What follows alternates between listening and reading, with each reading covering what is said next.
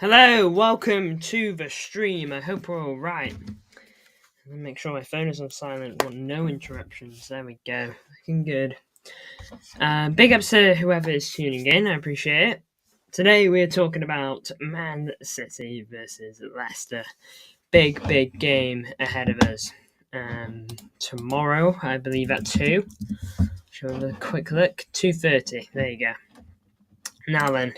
First and foremost, I want to have a look at the league table, where we are, where Leicester are, and, the expectations we should have going into this. At the moment, we're 7th, and 7th is where we will remain. There's no more games for the game week just gone. It's not like Fulham have got another game, and if they win, they'll go above us or something like that. Nothing like that. We are just straight up 7th. We are a point behind 5th and 6th, which is Bournemouth and Newcastle. We are 6 points behind 4th, 7 points off 3rd, 8 points off 2nd, 14 points off of 1st, and they have a game in hand on us. So, in terms of league table, top 4 is a while away, but if we can get ourselves into 5th, or at least win today's game, do our job, tomorrow's game, that's the main thing. Yes, how are you? Says this is Sissy. I'm good. I'm feeling fine. I'm a little bit nervous. I'm a bit nervous for tomorrow. I'm already starting to feel a bit, just because I think I want to end this year on a high. I think I want it to be good. I want to look at the results tomorrow, and I want to be doing a match review of a good performance. How likely is that? I don't know. By the way, Nathan Ake being in my team, I'm not even 100% sure on that. Nathan Ake is actually the reason my stream got delayed.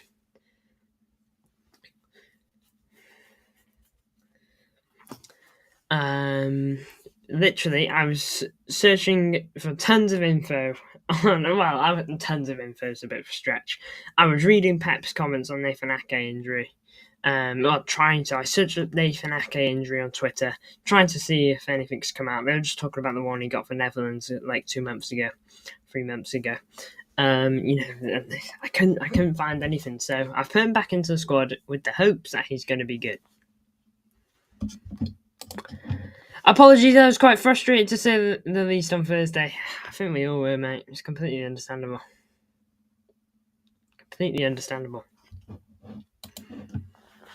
Haaland just annoyed me because he was the first one down the tunnel, I think. The fans. Yeah, I don't like when players do that, man. The least you can do after a bad performance. Well, not a bad performance, but after fumbling a game that you should have been yours, bottling a game that you should have gone and won, the least you can do is show the fans some appreciation for paying to watch you play and you not delivering what they'd hoped for. That's the least you can do. Just a quick clap around the field. It's an extra few minutes on the field. Nice thumbnail as usual. Nice top 2. Thank you. You doing a 2024 recap this year? I'm editing one now. One thing I saw from Leicester on Thursday is they are very pacey. Very, very pacey. However, they give up lots of chances. We must be direct. By the way, SLB was speaking a lot of sense. KDB might leave next month. America wants him and their season starts in February. Possibly. It's not ridiculous to think it, but hey, look, I think if KDB wants out, I think the club will make it happen. We aren't the type of players to shackle, and we aren't the type of club to shackle our players to their contracts and be like, nope, you've got this amount of time left, fulfill it. We're usually quite willing to let players go, no matter how good they are. If they want to go, they can go. Tends to be the case. Sometimes we are a bit more reluctant. Bernardo is a classic case of that. And I think if Rodri ever wanted to go, I think we would be fighting in every corner to keep him in the club too. But possibly, you know. But a part of me thinks not as well, because got to remember Messi, who was at PSG before he was out into Miami. Messi joined in the summer or in June, July-ish time, just like KDB would, if it's the case. But I don't know. I wouldn't say no. I wouldn't say it's impossible. I don't want that to happen. I don't know if I'd like, because it's De Bruyne's 10th year. If he leaves in January, it's 9.5 years. So it just won't quite feel right. Just going to give my glasses a quick wipe because a bit mucky.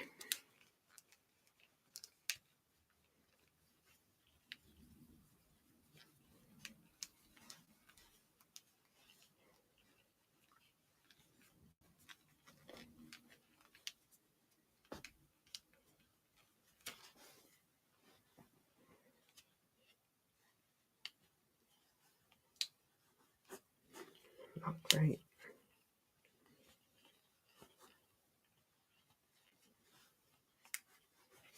Oh, there we go. That's better. Thank you, Ruben Amorim, for carrying on the legacy of the great Ten Hag. I know, it's just not really ticking, to say the least, at the moment. They just, nothing seems to be going right apart from the win they got against us. You know, you look at, since December, beginning of December for them, started brilliantly with a 4-0 win versus Everton. Then they lost 2-0 to Arsenal. Fair enough, good team, things happen. Then you lose 3-2 at Old Trafford to Forest. Now, Forest are fourth in the league, to be fair. They're nothing to be sneered at. But it's at Old Trafford. And it was, wasn't it one of his... I can't remember if it was his first Old Trafford game. But it's still a game at Old Trafford. You know, you expect to win that. Then you squeeze past Victoria Pleasant. Okay, 2-1. Then you beat City in the derby in late fashion, 2-1. Then, despite the fight back, you lose 4-3 to Tottenham. Then you get battered at Old Trafford 3-0. And then you lose 2-0 to Wolves and you have a man sent off in the process. It just wasn't really working. If it wasn't for us, they'll eventually have 7 losses in a row. Newcastle at home, Liverpool away from this weekend. Ouch. Oh well, I don't feel bad for them, not in the slightest. Anyway, on to the predicted 11. Ortega, keeping Ortega in goal. Don't know what the score is ready. Still seems to be out of injury from everything I know. When I was looking for Guardiola quotes on Ake's injury, couldn't see any injury, to be honest. So, yeah, Ortega in goal for me. Rico right back. Look, we can say what we want on Rico's defensive capabilities. I would much rather have him, though, there over Kyle Walker. Rico can at least play the offside trap. You know, it's such a it's such a mixed bag with our right backs at the moment. There's pros and cons to both. I think Rico's overall defensive play definitely needs some work, and his physicality. But I think on the ball, he's pretty decent on it. But Walker, he's obviously, I know he's not super quick, but he's still got a bit of pace. Probably a bit more defensively aware, but then I look at some of the stuff going on. Don't know if Walker's well yet, because he was unwell versus Everton. It would have only been 3 days since then, so we'll see if Kyle Walker's actually available for tomorrow, I guess. You see extra McAtee tweet, I'm fuming. I just don't... Why didn't we sell him in the summer? Because all City would have done is you had a player in the summer who played a bunch of Premier League football, was probably ready to get a permanent move. Okay, let's see. Let's just see something real quick. Just real quick. Won't spend too long on McAtee. I feel bad for this guy, man.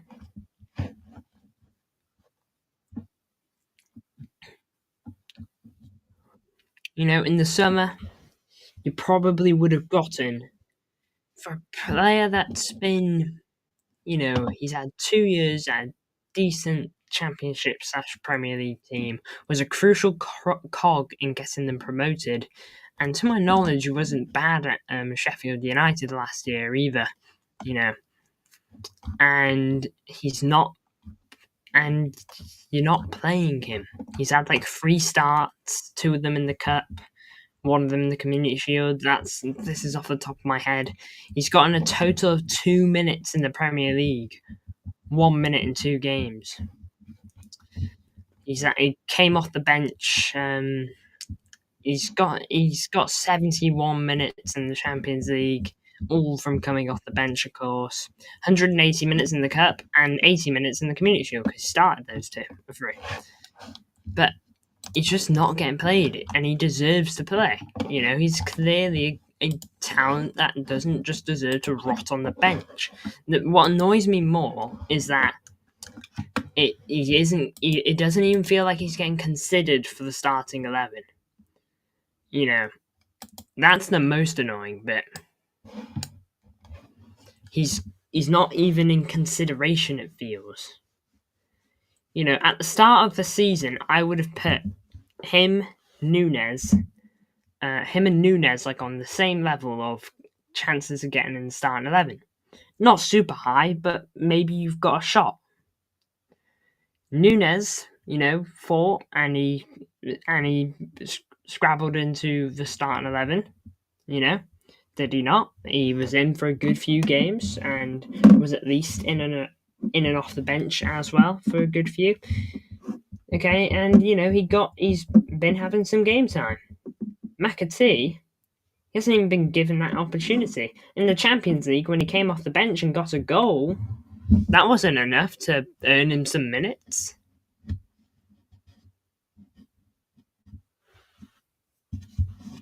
It's just... I don't know anymore with McAtee, and I just feel bad for him. The only time I'd want Pep out next season is if we are still not getting results and are sat below 6th. Pep has earned the chance to rebuild. If he fails, then let him go. I've been watching Oscar Bob. I can't wait for him to come back. He is a humble guy too. Yeah, I'm so excited. I also saw some highlights of him, and he was so electric, man. Like, I've seen the highlights of him. Just reminds me of how good he was in that preseason. He was unreal. Sometimes I think to myself, am I like putting a bit too much hype on the preseason Oscar Bob had? Is he all that? Did he actually do all that? But he really was. He was really cooking. He was man of the match most games. Got the assist in the derby, which effectively won us the game because it goes to pens from that point on. Like he's a brilliant player, Oscar Bob, and if he goes, preseason was a vibe, especially our Chelsea watch-alongs. I had no idea why. I had no idea why they blew up like that. Especially on my end. Like, I started really low. I literally remember saying, like, I remember like you coming in chat and being like, oh, how many views are on? And I said, oh, you're not going to be happy. It's like 20 or 10 or something like that. And then YouTube was like, say that again? And it just shot forward. I have no idea why. It's not like I had a super active chat from that point on. It just happened. But fair enough, I guess. Centre back pairing of Ake and Akanji. Look, if they're fit, they've got to play. Get Gundo on. For who? For who, FIFA? I remember the Turkey-Portugal watch-along lol. Oh, didn't I get a decent amount of views on that? And yeah, I got like 420, I swear. Yeah, that was a bit crazy. Silver. I think that is the one area that I would put Gundo in. He definitely doesn't take Kova's spot. Man, I don't know why. It hurts to touch my eyebrow. No more Prime Premier League football for 7 years. Gutted. They show every game. I know. It's so gutting. And like, it was such a breath of fresh air being able to switch between them. It's not like I utilized that or anything. It's not like I was like, oh, I'm getting a bit bored of Man City versus Everton. I'll stick on whatever. I'll stick on this game, Newcastle Villa, if that was the game going on. I'll stick on that. But no, literally not an option. But back to the predicted 11. Ake Akanji. If they can play, please play them because we need them. And if they can play, I mean, like, if they can genuinely play. I don't want to risk players anymore. It's getting to a point where we are going to be the reason of our own downfalls. We've got to...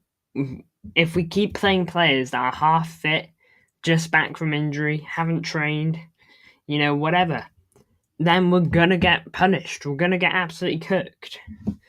And not just in the sense of on the pitch, but just in general. Even if Ake plays this game and finishes it, for all we know, he's had to finish the game with a not a great injury, and then he's out for 4 weeks. Maybe if he didn't play that game, he's completely fine. I don't know. I don't know how it works. I really don't want either of them to play if they can't, and that means even playing academy lads if we have to. Edison, if fit, you'd play Edison. Interesting.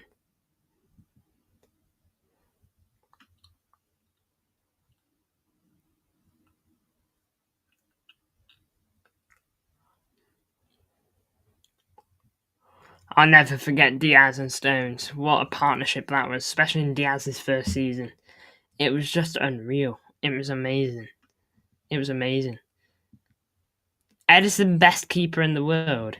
Not for me. Even before like some bad form, for like the past year and a half, I thought Alisson is better. I think Alisson's just got it all. He can't quite do it with his feet like Edison can, but I think he can still do it to a completely competent enough level. And yeah, for me it's Alisson, and his shot stopping is amazing, Alisson. But I do like Edison. I'll always back him. But for me, Ortega, there's no reason for him to lose his spot. I think he's earned it at the moment. Left back, Vardio. I mean, we don't really have anyone else unless you want to play Ake there and play Vardio at centre back. Sure, do that if you want.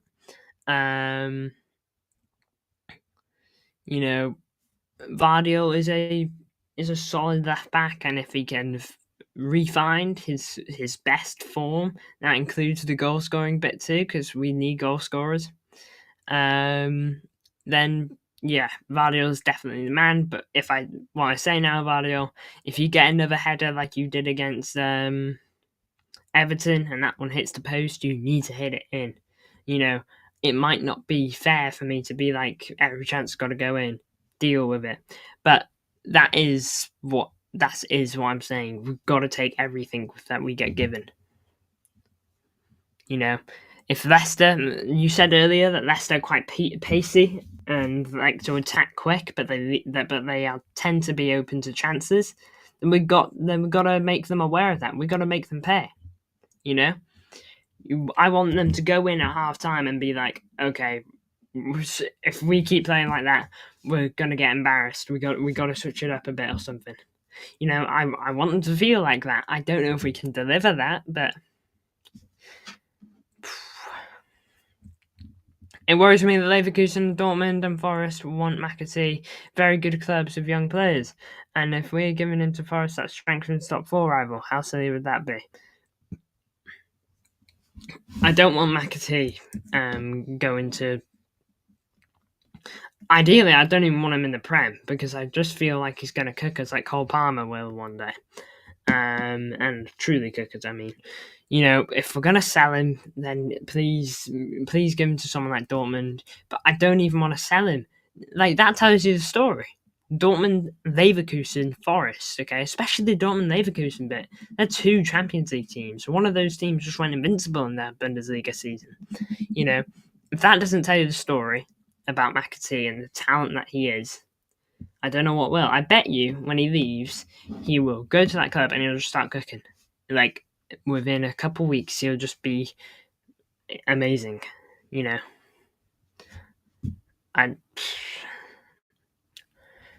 I would love McAtee to be given a chance, and I just think the treatment he's getting is ridiculous. Pivot of Bernardo Oshóva. Look, I didn't think that this was too bad against Everton. It wasn't perfect, but nothing will be in Rodri's stead. So I think that this is pretty good. I think I don't think we're going to get much better than this. Kovacic, I think he's been pretty decent since coming back. Bernardo, he's been a bit iffy all season, but look, if he can bury the next chance he gets, like that Phil Foden chance he gave him, big stuff. We need everything to go in against Leicester. Right wing, left wing, going to do those both here. Savinho and Doku. Look, if what this assistant said is true, very pacey Leicester, and they like to give away chances, this is literally your opportunity. They're going to leave space then. If they like to attack quick, get up the field quite quickly.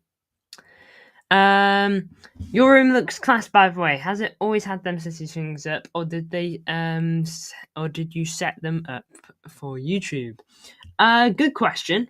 So, in a sense, you see, this used to be my brother's room. But my brother moved out, and I seized the opportunity to take this and turn it into a bit more of a streaming room. And so a lot of my Man City stuff, which I had, a lot of it was set up in my room, which is over there. Quite literally, there's a door, and then there's my room, which is the room I do Connect Gaming in. I used to have some City stuff up in there, but it's majority in here now. But Doku, Savinho, look, you're going to get given opportunities to get up that field with pace, and you guys are packed with that. We need you guys to be pacey, whoever your fullback is, intimidate them. Savinho, I thought you did a pretty good job at scaring Mykolenko against Everton. Blinking, you won a penalty, didn't you? And you got him booked. He easily could have been sent off that game, Mykolenko. There was enough. I think there was enough in some of those challenges to get an extra yellow. But I'm not going to sit here and cry about it because I don't think it's worth debating over. It's not much. And Doku, left-hand side, 8 more of those runs, more of those nice sneaky passes that you played to like Bernardo, a bit more of that, if we can get some of those into Haaland as well. I know it's more difficult because Leicester will swarm Haaland, but a bit more of stuff like that, a bit more play like that from us, and we might see some joy tomorrow. And also, don't be afraid to get your guy. Obviously, Doku doesn't need to be told that. He loves to do it. But just a reminder. Foden. Look, I don't think Foden was too bad. Hopefully tomorrow we won't have the Football Terrace editing you on sad tomorrow and you looking depressed as we lose.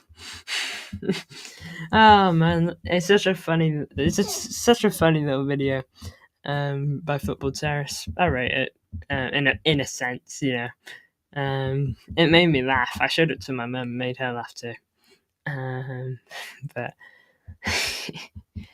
what a thing to edit, to be fair. What a flitzy boat, I suppose.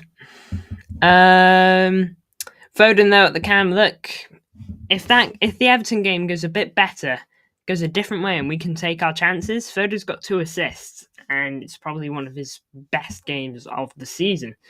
The ball he plays in at the beginning is a class one to Vardio, which Vardio heads onto the post, really nice. And then the ball he plays into into Bernardo, and then Bernardo does that like funky shot. I think he's trying to do outside of the foot, but I can't really tell. It comes off a bit more of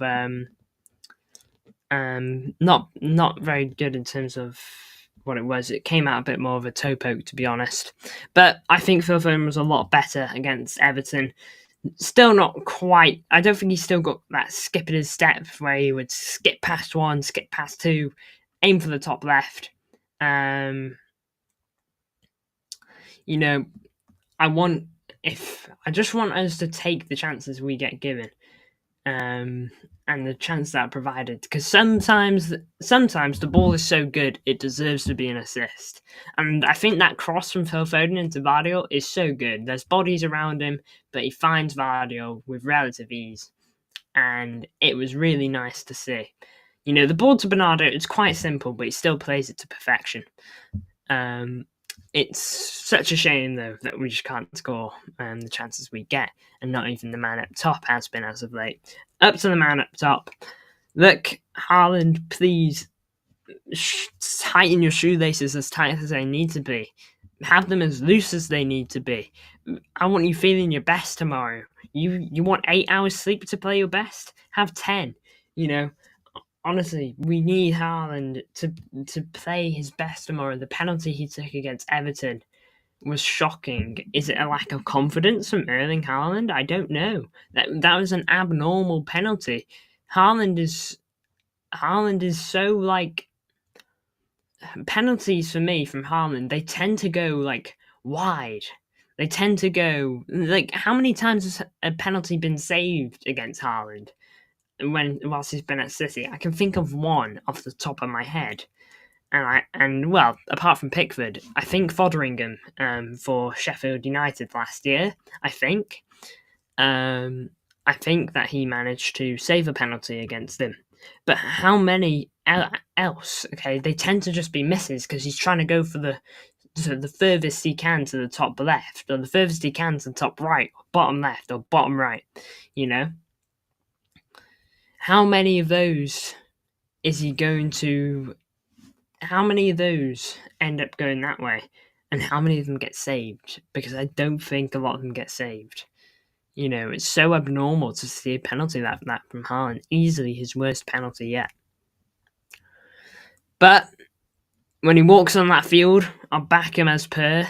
Obviously, you know, we need that guy to play brilliantly. When he runs in, I'll still be like, oh, it's Haaland, you know, something like that, with the hope that he can bury it. But yeah, if there's a day to bury it, it is tomorrow, lad. It is tomorrow. But thank you for tuning in.